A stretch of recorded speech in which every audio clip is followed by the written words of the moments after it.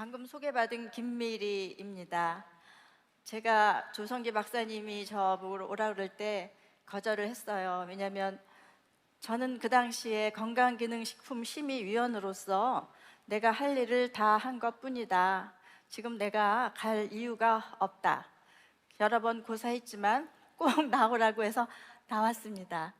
아, 근데 그 당시에 심의를 저희가 너무 참 힘들게 했어요. 그때 어려운 거 생각하면은 다시 떠올리고 싶지 않은 기억이었는데 와보니까 그 후에 연구도 더 많이 했고, 그리고 판매량이 1위를 차지하고 있더라고요. 그래서 너무 잘 됐구나. 그리고 또 여기 와서 보니까 이렇게 많은 사람이 모여 있는 걸 보고 사실 개인적으로 놀랐고 또 한편으로는 많이 기뻤어요. 왜냐하면 이 해모힘이라는 개별 인정형 건강기능 식품의 국내 생산도 1위고 해외 수출도 1위인 자리를 차지한 것이, 제가 건강기능식품심의위원장 하면서 10여 년간 하면서 몇십 종을 해줬는데 없었어요. 해모힘이 유일한 걸로 제가 알고 있습니다. 그래서 깐깐하게 심의를 하고 조성기 박사님을 괴롭혔는데, 바로 들어오기 전에 박한길 회장님을 처음으로 만났습니다. 만나서 악수를 하는데 우리 해모임을 그렇게 힘들게 하신 분이군요 하고 저한테 그런 말 하시는 거예요. 그래서 내가 그렇죠. 그래서 해모임이 이렇게 크지 않았습니까? 맞아요. 이 시간은 중간중간 해모힘 얘기를 하겠지만 전반적으로 건강기능식품이 무엇이고 어떤 시장 규모를 가지고 있고 우리의 위치가 어딘지를 좀 아는데 도움이 될 것이고요. 그렇게 함으로써 여러분한테 도움이 되려고 합니다. 건강기능식품 시장 현황과 소비자 실태 조사한 자료를 제가 가지고 나왔는데요. 올해 건기식의 규모는 6조 440억에 달합니다. 이 건기식이 2004년에 시작을 했는데 지금까지 이르면서 6조까지 이제 발전을 한 겁니다. 전국에 6,700 그 패널 조사를 한 결과를 보면 한국건강기능식품협회에서 한 건데요. 구매한 경험을 가진 사람이 80% 이상입니다.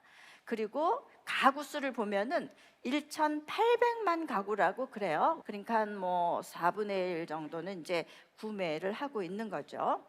올해는 그런데 최근 10년 동안에는 건강기능식품 시장이 어떻게 발전해 왔는가를 보니까 약 3배 이상 식품 시장이 커진 거죠.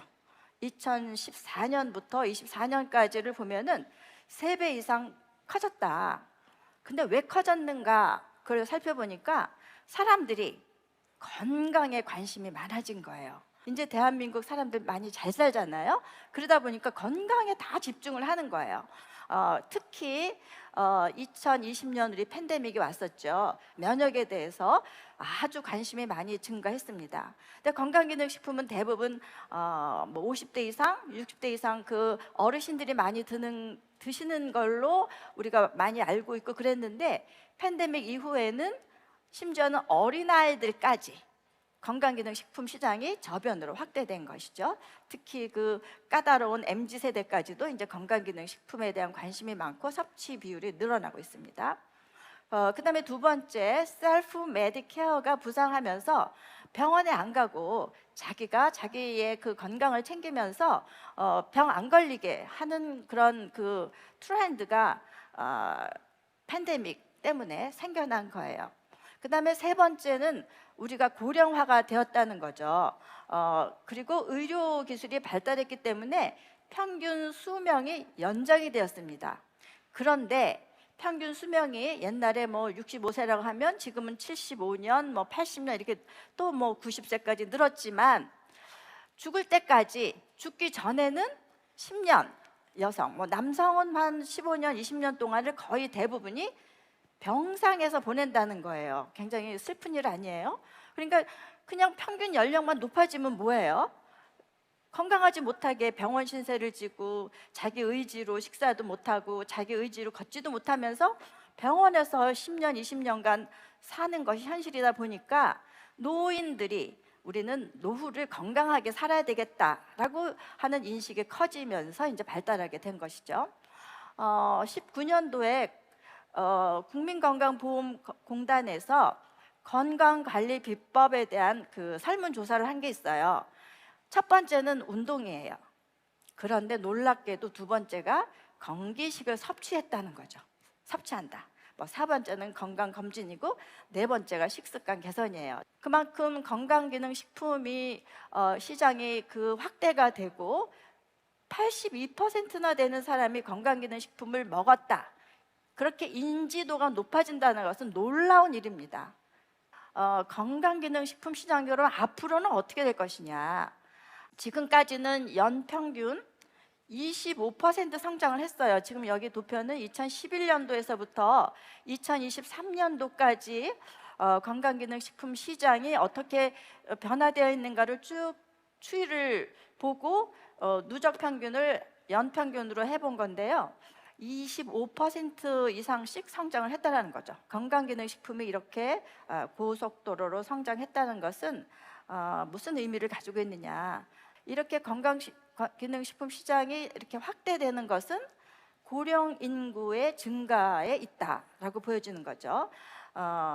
2011년도에는 고령 인구가 11%지만 2026년도에 가면은 우리가 65세 이상의 노인 인구가 20%를 넘습니다. 그러면 초고령 사회라고 그러죠. 그렇게 해서 이제 높아지는데 앞으로는 점점점 노인들이 더 증가하기 때문에 건강기능식품 시장도 더 확대될 거다라고 우리가 기대를 해볼 수가 있는 거예요. 그런데 특히 의학은 발달돼서 평균 수명이 늘어났지만 아까도 말씀드렸듯이 만성질환을 많이 가지고 있다는 거죠. 노인의 90%는 만성질환을 한 개 이상 가지고 있고요.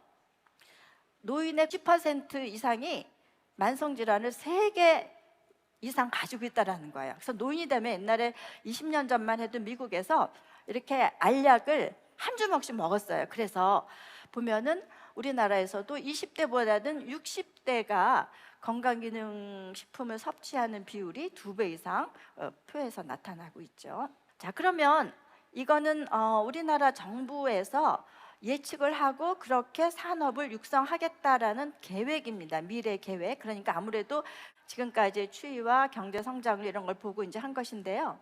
이 식품 산업, 그러니까 우리가 먹고 마시는 그리고 외식 산업까지 포함해서 현재가 한 660조 정도 돼요. 굉장히 큰 것이죠. 그거에 비해서 이제 건강기능식품은 현재 6조 1천억 정도고, 그리고 의약품 산업은 31조 정도 되는 비율로 차지하고 있는데, 그런 산업들이 2030년도에는 식품 산업은 한 1.6배 정도 증가될 것이다 라고 이제 기대하고 있고요. 건강기능식품은 5배 정도로 확대될 것으로 기대를 하고 있습니다. 우리나라에서 생산되는 건강기능식품이 생산되는 순위를 한번 제가 보니까 23년도 데이터인데요. 여러분들이 보시는 왼쪽에 있는 데이터는 총 건강기능식품이에요. 거기에서 1등은 홍삼이고 비타민 무기질, 프로바이오틱스, 그다음에 오메가3라고 하는 것들이고, 이제 5번이 해모힘 혼합 추출물인데요. 근데 이거는 이제 고시형하고 개별 인정령을 합쳐서 한 것이고, 그다음에 이제 오른쪽에 있는 표는 개별 인정형만 보았을 때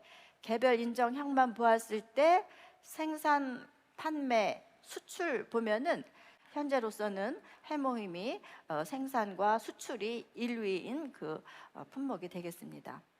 근데 앞으로를 더 예측을 해본다면은 팬데믹 이후에 이 해모힘이 급부상을 했듯이 앞으로는 어떨까? 근데 WHO에서는요, 2025년도에 팬데믹이 올 거다라고 얘기는 했어요. 지난번에 온 것보다 더 센 것이 올 거다라고 그랬는데 정말 올지는 잘 모르겠지만 만일에 이제 온다면. 근데 옛날부터도 WHO나 미국의 FDA에서는 앞으로는 굉장히 면역이 더 중요하게 될 거다라고 20년 전부터 이야기는 했었습니다. 그래서 그거에 근거한다고 보면은 면역에 관련된 이런 그 제품들은 더 많이 팔릴 것이다라고 저는 개인적으로 추측을 하고 있습니다. 그러면 이 건강기능식품이라는 게 뭐냐를 좀 우리가 알아야 되겠어요. 이렇게 시장도 확대되고 우리가 상상할 수 없을 정도로 이제 많이 인식도도 좋아지고 있는데 그게 뭐냐? 이 그림으로 보시면 됩니다. 식품과 의약품의 중간지대예요. 식품의 성질을 가지고 있으면서도 의약품의 성질을 가지고 있다.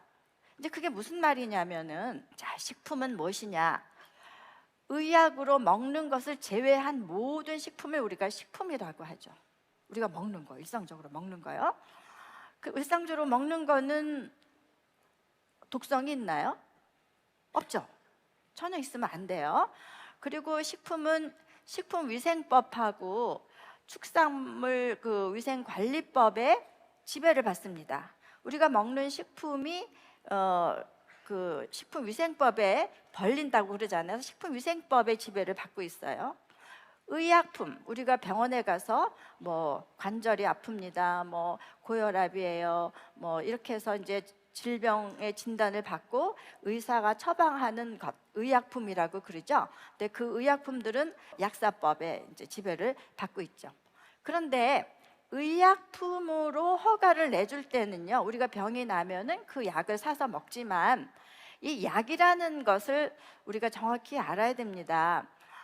약으로 개발하는 거는 상상할 수 없는 정도의 돈이 많이 들기도 하지만 그 약을 허가를 해주는 것은 그 약이 가지고 있는 치료의 기능이 있기 때문이에요. 근데 치료의 기능이 있지만 또 한편으로는 부작용이 있습니다. 약이라는 것은 치료의 기능도 있고 부작용의 기능도 있어요.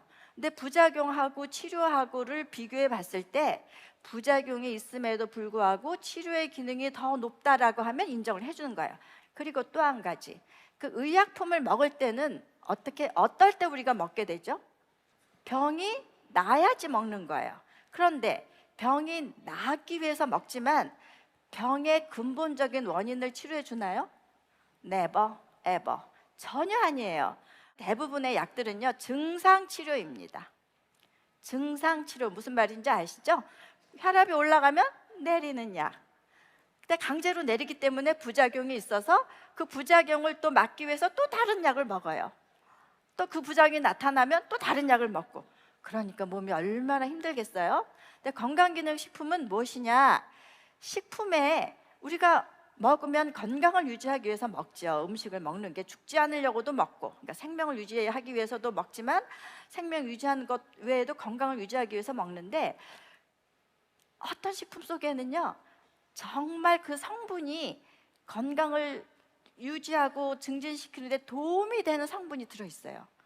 더 나아가서는 약간의 뭐 치료라고 하긴 어렵지만 그런 기능까지 할 수 있는 성분이 들어있거든요. 예를 들면 브로콜라이, 제가 오랫동안 연구했습니다.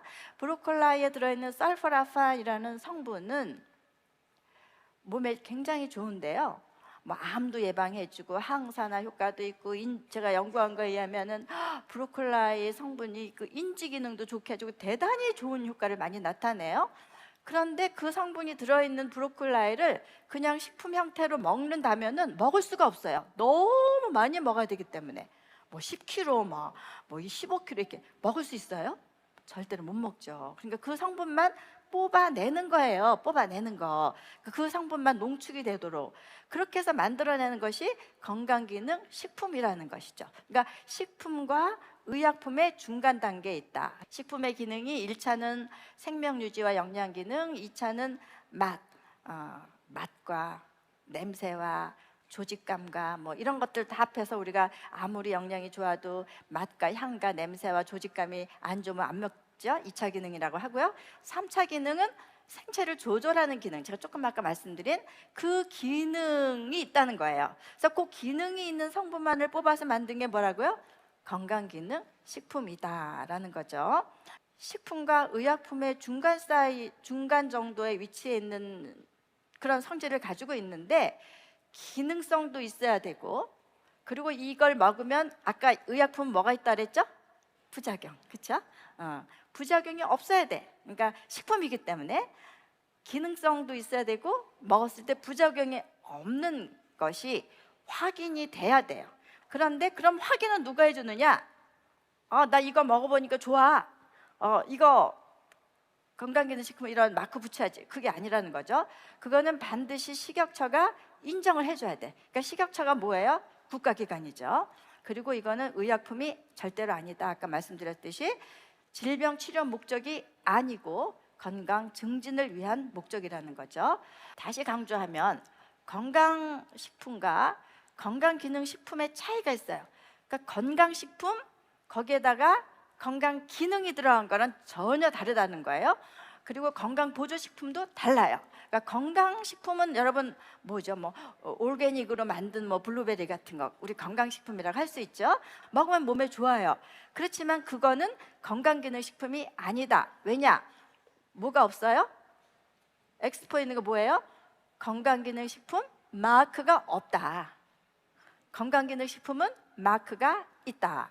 두 번째, 건강기능식품에는 영양성분뿐 아니라 기능 정보가 표시되어 있다는 거죠. 두 가지.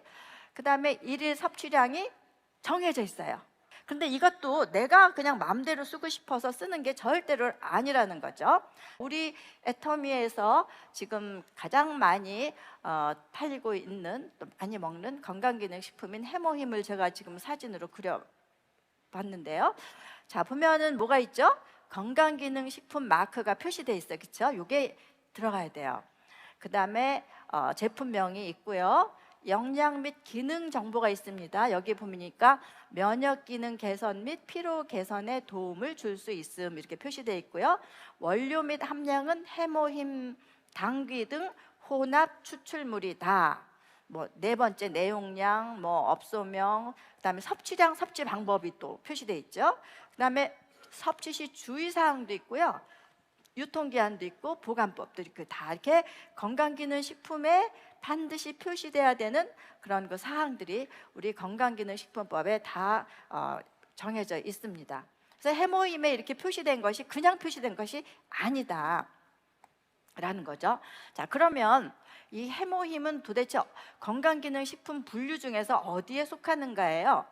건강기능식품이 고시형이 있고 왼쪽이, 오른쪽은 개별 인정형이 있어요. 고시형은 뭐냐? 홍삼 같은 거예요. 식약처에서 공전에 이 원료를 등재시켜 놨어요. 그래서 내가 허가를 받은 회사라면 그 공전에 기록된 대로 원료를 구입해서 그거대로 만들어서 팔면 돼요. 허가를 받으면. 허가 받으면 신고만 하면 되죠. 그런데 개별 인정형이라는 것은 뭐냐면 시장에 없는 것들이죠. 개별 인정형이다. 이거는 그것을 만들어서 팔려고 하는 사람이 식약처에다 이 건강기능식품에 대한 그 자료를 내야 돼요. 아주 열몇 가지가 됩니다. 그런 그 절차가 필요한데요. 그래서 건강기능식품의 그 특징 중에 하나가 유용한 기능성 원료나 성분이 함유됐는지를 식약처에서 평가를 해서 인정을 해주고, 또 기능성과 안전성을 확보할 수 있는 권장 섭취량을 또 식약처 심의위원회에서 평가해서 인정을 해줘야 된다는 거죠. 근데 거기서 끝나지 않아요. 홍보할 때 우리가 막 욕심이 막 나는 거예요. 막 질병을 치료하는 것처럼 얘기하면 더 잘 팔릴 수 있을 텐데 그런 걸 못하게 돼 있어요. 그래서 이 기능을 내가 광고하거나 홍보하고 싶으려면 그 광고 문구까지도 식약처에서 심의를 받아야 돼요. 굉장히 까다롭죠? 자, 그런데 건강기능식품이 왜 탄생하게 되었느냐는 거예요. 건강기능식품이 2004년 탄생하게 됐어요. 그 전까지는 뭐가 있었냐면요, 건강보조식품이라는 게 있었습니다. 들어보셨나요? 그런데 그 팔고 있는 건강보조식품을 보면 만드는데도 너무 허름한 데서 만들었다고 신문에 이렇게 보도가 됐고요. 그 속에 표시되어 있는데 뭐 어디 관절염에 좋다, 뭐 어디에 좋다고 써 있는데 보면 그런 성분이 별로 없는 거예요. 그러니까 허위, 과대, 과장한 것이죠. 그런 소비자 피해가 너무 많았기 때문에 식약처에서 건강기능식품법이라는 것을 만들게 됐습니다. 2004년에 건강기능식품으로 탄생을 시키면서 법률을 만들었어요. 그래서 그 법률을 만든 목적이 안전성을 확보하자, 품질을 향상시켜야 되겠다, 그리고 유통 판매가 너무 불건전해, 그러니까 건전한 유통 판매를 해야 되겠다. 그래서 이거를 먹는 사람이 건강이 좋아지고 소비자를 보호해야 되겠다, 이런 취지에서 건강기능식품법을 만든 것이죠. 제가 건강기능식품심의위원회를 할 때 그 위원 구성이 어떻게 되어 있냐면은 식품 영양 전공하시는 저명한 교수님만 하시는 게 아니에요. 그런 교수님도 계시고요, 한의사도 계시고요, 약사분도 계시고요, 그 다음에 소비자 단체도 와요. 그러니까 심의하는 게 얼마나 힘들지 아시겠죠?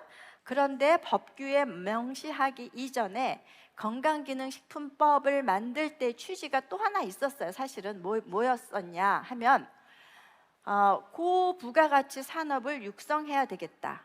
우리나라에서 고부가가치 산업이 바로 건강기능식품 산업이라는 데 초점을 맞췄어요. 그래서 우리나라의 전통의학을 기반으로 해서 첨단 과학기술을 접목해서 한국 전통 신소재를 개발을 해가지고 그 개발된 신소재로 만든 건강기능식품이 한국적 건강기능식품으로 한번 좀 육성을 해보자라는 목적도 있었습니다. 그래서 세계 건강기능식품 시장을 선도해보자라는 그런 목적이 있었는데, 한국적인 K건강식품이 오늘날 애터미에서 판매하는 해모인과 같게 될 줄은 그렇게 기대는 안 했어요. 사실은 그렇게 될 수 있을까? 왜냐하면 전 세계적으로 이 건강기능식품의 기능성 연구를 많이 하는 나라가 미국이고, 미국 시장이 그렇게 크고 전 세계를 장악하고 있는데 뭐 그렇게 될 수 있을까? 그렇게 되면 좋겠다, 이런 생각만 했을 뿐이죠. 근데 이제 지금 와서 보니까 그렇게 되어 가고 있습니다. 그 애터미에서 판매하는 해모힘에 붙어있는 건강기능식품 그 표시, 아까 그 보셨죠? 그 표시가 뭐 쉽게 다는 것 같은데, 홍삼을 보니까 뭐 쉬운 것 같은데, 이렇게 얘기하시는 분도 계시는 것 같아요. 근데 그렇지 않다라는 거죠. 고시형은 거기 있는 그대로, 공전에 있는 그대로 맞춰서 제조를 하면 되지만, 건강기능식품 중에서 개별 인정형이라는 것은 한국 시장에 있었다 없었다? 없었다. 없는 거를 지금 인정을 받아야 되니까 이제 어떤 기준으로 저희가 평가를 하냐면, 가장 궁금한 게 뭐예요? 자, 기능성이죠. 이 건강기능식품에 표시된 것, 면역 증진이라고 했는데 그 면역 증진이 될까? 내가 이걸 먹으면 정말 그렇게 되는 거야? 두 번째는, 내가 이거 먹으면 나한테 부작용이 있는 거 아니야? 부작용 나면 어떡해? 안전성을 보는 게 안전성. 그다음에 이제 원료 표준화라고 해가지고 기능성을 나타내는 성분이 있는데 그 기능성을 나타내는 성분이 정말 들어있느냐, 정말 들어있느냐, 그리고 함량이 그대로 있느냐, 내가 이거를 오늘 사 먹은 거, 또 뭐 일주일 전에 사 먹은 거, 1년 전에 사 먹은 거랑 동일하게 들어있느냐는 거예요. 이렇게 기준을 세워놓고 하는 거예요. 이 표시된 기능성 정말 사실이야? 내가 먹으면 좋아져? 안전성, 아무 부작용 없어? 세 번째, 그 기능성 성분이 들어있는 거야? 이 세 가지 기준을 하는 거예요. 그런데 이제 소비자 조사에 의하면 2019년도 조사 결과인데, 50대 소비자가 건식 구매할 때 가장 중요하게 고려하는 요인이 뭔지 아세요? 기능성이에요. 이 기능성, 진짜 이 표시한 게 사실이냐? 사실일까? 확인한다는 거죠. 그 다음에 40대 소비자는요, 그 기능성도 고려하지만 부작용이 없느냐도 고려한다고 그래요.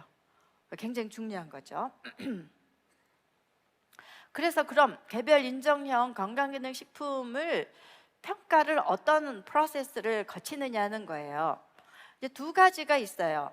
건강기능식품에서의 데이터라는 것은 논문으로 발표한 자료들이에요. 그러니까는 학술지에 실린 논문을 기반으로 해요. 그 학술지에 논문이 실린 거가 있으면 그 실린 논문들을 다 이렇게 조사를 해서 서치를 해가지고 그 데이터를 만들어 수집하면 되는 거예요. 그런데 해모힘은 데이터가 있을까요? 없을까요? 없어요. 이거는 조성기 박사님이 나는 이런 걸 좀 만들어야 되겠다 라고 시작을 해서 만드신 거예요. 나는 면역에 도움을 주는 그러한 그 기능성 식품을 만들어야 되겠다라고 했는데, 사실 2004년에 건강기능식품법이 제정이 됐거든요. 근데 조성기 박사는 그보다 훨씬 전에 연구를 하셨더라고요. 그러니까 기능성 식품법이 제정되기 전까지는 뭐 법률의 가이드라인이 없는 거예요. 없는 상태에서 연구를 계속 하셨어요. 하시다가 2004년에 법이 제정이 되니까 나 그러면은 이제 이거를 심의를 받아서 인정을 받아야 되겠다라고 신청을 하셨는데, 보니까 신청을 하려고 보니까 건강기능식품법에 제정된 그 범위에 들은 것도 있지만 안 된 것도 많이 있는 거예요. 그래서 다시 또 실험을 하셨다고 그래요. 그 가이드라인에 맞게끔. 그래서 이제 그 제조 공정이라든지 뭐 데이터를 산출할 때 어떤 실험 기준을 해야 되는지, 또 인체 적용 실험도 해야 되는데 그 데이터를 창출해야 된다. 그러니까 실험을 해야 된다라는 거죠. 거기에는 또 독성 실험이 굉장히 중요해요. 안전성 실험도 있어야 되고 기능성에 대한 효과가 있는지 없는지에 대한 실험을 다 해야 돼요. 이런 프로세스에 의해서 했는데, 해모힘인 경우에 뭐가 문제가 됐었냐면은 건강기능식품의 원료가요, 2004년에 제정이 되면서 2004년, 2005년까지는 주로 단일 성분 또는 단일 원료인 경우에 많이 인정을 해달라고 들어왔어요. 제출을 했었죠. 그런데 해모힘은 복합 원료예요. 그러니까 이 복합 원료니까 이게 하나하나 이 그 기능도 봐야 되고 상당히 복잡한 거예요. 그리고 이것이 기존에 연구가 많이 되어 있는 그런 원료가 아니었기 때문에 이게 그 생약 성분이라서 이 독성이 있는지 없는지 그걸 굉장히 중점적으로 많이 봤어요. 그래서 독성도 이게 하나 다 보고 뭐 다, 아무튼 그래서 그 심의위원들이 굉장히 많이 그 심의를 하는데, 데이터를 하나씩 다 살펴보고 찾아보고 그리고 고찰을 해보고 또 개인 의견이 있으면은 그거가 왜 그런지 토론도 해보고 많이 그 힘들었고요. 그다음에 또 하나는 세 번째는 이제 그거예요. 그러면 데이터가 다 합의가 됐는데 그 다음에 그럼 기능성은 어떻게 할 것이냐. 그 당시에 기능성을 인정해준 그 선례들은 아주 단순한 것이 많았어요. 뭐 혈당 조절하는 거, 또 혈행 개선하는 거, 뭐 이런 쪽이 많았지 면역이라는 거는 처음 들어온 거거든요. 근데 사실 면역이 굉장히 복잡하고도 어려운 과제예요. 근데 그런 그 면역에 대한 그 지표 설정은 제대로 됐는지, 그 실험 모델은 적당한지, 그다음에 인체 실험 결과가 좋은지. 근데 인체 실험도 사실은 건강기능식품의 실험을 할 수 있는 인체는 반건강인, 그러니까 병이 있는 사람은 안 되는 거예요.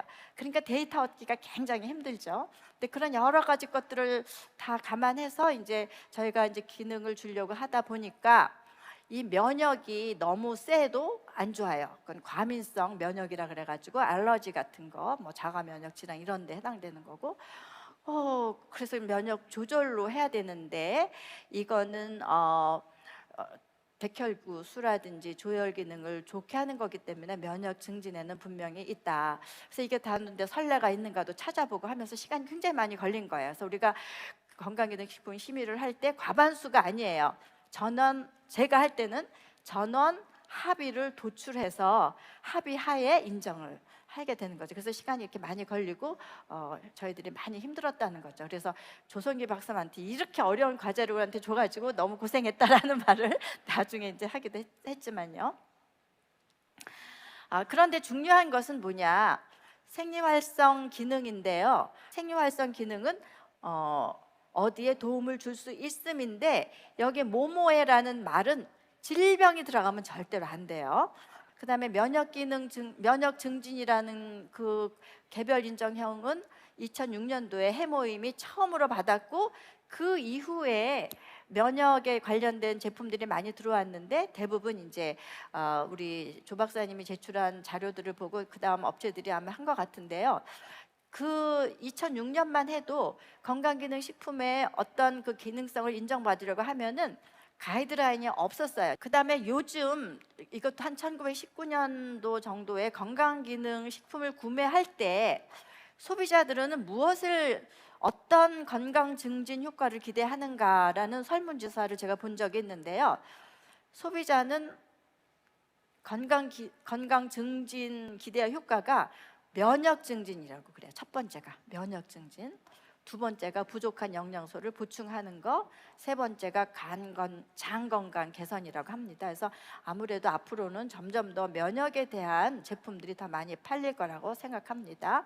건강기능 안전성과 품질 관리, 2008년경에 정부에서 대대적으로 규제 완화를 실시하는 정책을 폈어요. 그래서 저희 건강기능식품에도 규제 완화를 하라고 요청이 왔지만 제가 절대로 안 된다 그랬죠. 이거는 먹어서 어떤 그 해가 있어도 안 되고 국민들이 먹어야 되는 거기 때문에 건강 증진을 위한 건데 여기서 더 규제를 강화해야지 어떻게 규제를 완화하느냐, 절대로 제가 양보를 안 했고요. 기능성 인정이라든지 안전성 평가에는 전혀 그렇지 않고 그 오히려 더 예를 들어서 허위 과대 광고를 모니터링 한다든지, 그 다음에 사전 광고 심의제를 한다든지, 이상 사례 관리, 또 섭취 시 주의사항을 이상이 있으면 변경하기도 하고 뭐 이렇게 다 하는 거를 만들어서 품질 관리를 하고 있는데 2023년도 7월인지 8월 한 달 해가지고 잡힌 게 지금 312건으로 적발됐는데요. 지금 하나만 보면은 제일 왼쪽에 것은 기억력 강화라는 말을 썼어요. 기억력 개선이 그 기능성 허가 내용이에요. 근데 이제 우리가 판매를 잘 하려고 하다 보면 학생 고3 수험생이 먹으면 기능성이 이제 더 좋아져, 강화돼, 뭐 이렇게 하거나 어쩌면 또 노인들 할 때는 이런 치매도 좋을 수 있어 이렇게 말할 수도 있거든요. 그게 아니라는 거죠. 또 일반 식품이 건강기능식품으로 둔갑을 하는 경우도 있어요. 왜냐하면 요즘 뭐 종편에 많이 옛날에 나왔던 게 뭐 크릴 오일 이런 것도 많이 하고 그런데 건강에 좋은 식품이 건강기능식품으로 오인을 할 우려가 있게끔 광고하는 것도 안 되죠. 그 다음에 마지막에는 또 뭐냐면은 그 질염 예방인데요. 여기 보면은 질염은 뭐예요? 질병이에요. 안 되는 거예요. 질내 유익균을 증식시킨다라는 것이 이제 그 허가된 내용이죠. 그 다음에 체험기, 야 너 이거 먹어봐, 좋지? 체험기 써. 그러면 체험기 쓰면은 뭐 주는 거 있잖아요. 그래서 뭐 뽑아서 뭐 선물을 준다, 뭐 먹는 건강기능식품 뭐 한 박스 이렇게 해서 이제 과대 광고를 하게끔 소비자를 기만하는 거. 예를 들면 체중이 뭐 얼마 줄었다. 이런 것들이 이제 다 소비자를 기만하는 광고기 때문에 우리들이 조심하고 유의해서 봐야 될 것이다라는 거죠.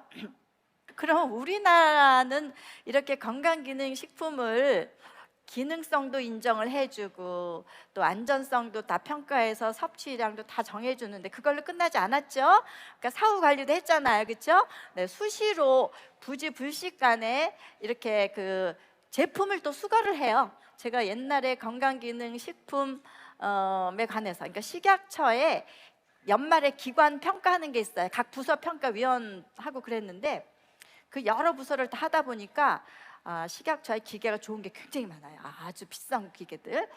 거기서 아주 숙련된 연구원들이 24시간 분석하는데 어떤 게 적발이 됐냐면 그 뭐 성분이 제대로 들어있느냐, 다른 뭐 효과가 좋은 스테로이드가 들어있느냐 이런 거 다 검출해요. 근데 대개 보면은 캡슐이면은 캡슐 속에 들어있는 내용물만 가지고 하잖아요. 근데 캡슐을 검사를 한 거야. 캡슐. 그랬더니 정말 캡슐 속에 그 내용물에는 없었는데 캡슐에 들어가서는 안 되는 스테로이드라든지 이런 게 들어있었다는 거죠. 굉장히 깐깐하게 그 사후 관리를 잘 하고 있다는 거죠. 근데 미국은 틀려요. 미국은 전 세계에서 1위를 독점하고 있음에도 불구하고 식이 보충제라고 해서 뭐 식물 성분, 허브 다 팔아요. 뭐 추출물 다 파는데 이거를 나라에서 승인을 해주는 게 아니에요. 업체가 나 이런 거 팔 거예요 하면 그냥 신고만 하면 팔 수가 있어요. 나머지는 다 시장에 맡겨놓고 부작용이 생기면 그 업체가 다 해결하는 거. 굉장히 업체로서는 뭐 좋을 수도 있고 나쁠 수도 있겠지만 그런 형태고, 우리나라는 어떠냐? 지금 들어보신 대로 그렇게 되는 거죠. 그래서 우리나라에서는 국가기관에서 인정을 해주고 안전성까지 모니터링을 해주고 광고 문구까지 심의를 해서 허가를 해주기 때문에 우리 국민들의 건강기능식품에 대한 인지도 굉장히 높아졌다라는 거라고 생각을 할 수가 있고, 그래서 믿고 섭취할 수가 있다라는 것이고요. 그래서 이렇게 철저하게 관리하는 시스템을 갖추고 있기 때문에 K건식이 해외에서도 신뢰도가 높고 경쟁력을 갖추고 있다라고 들었습니다. 특별히 애터미 해모힘이 수출 1위이기 때문에 우리나라의 건식의 위상을 드높이고 있고 또 우리나라의 그 수출에도 기여하고 있어서 국내 경제뿐 아니라 우리 국내인의 건강뿐 아니라 세계인의 건강에도 기여하고 있다라고 생각을 해서 상당히 그 당시에 힘들었지만 건강기능식품으로 인정을 해줘서 고생한 보람이 이 자리에서 좀 느껴지게 됩니다. 여러분들한테 이런 말을 할 수 있게 해주셔서 너무 감사합니다.